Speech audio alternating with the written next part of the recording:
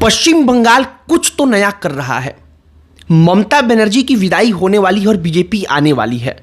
ये तमाम सवाल अब और गहरा गए हैं, इसलिए क्योंकि 92% से ज्यादा वोट हुआ है और 92% से ज्यादा मतदान प्रतिशत का होना अपने आप में ऐतिहासिक है। ऐसा होता ही नहीं है। पश्चिम बंगाल ने कभी अब तक ऐसा रिकॉर्ड वोटिंग देखा ही नहीं था।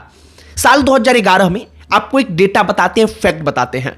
जब 3 दशक से लगभग कम्युनिस्टों की सरकार चल रही थी, तब पहली बार पश्चिम बंगाल में 85% से ज्यादा वोटिंग हुआ था, 86% के करीब।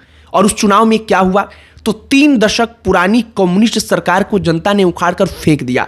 ममता बनर्जी की वापसी हुई और ममता बनर्जी के साथ क्या 2026 में वही पश्चिम बंगाल की जनता वही दोहरा रही है, क्योंकि एक बार फिर से 92% से ज्यादा वोट पड़ा है, जो रिकॉर्ड है।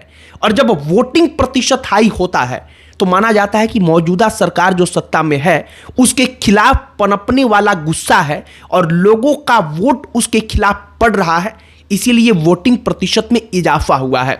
फिलहाल हिंसा की खबरें आती रहीं, लेकिन वोटिंग का काम पूरा हुआ और इसके बाद से हलचल पैदा हो गई कि क्या ममता बनर्जी विपक्ष का एक मजबूत किला जाने वाला है।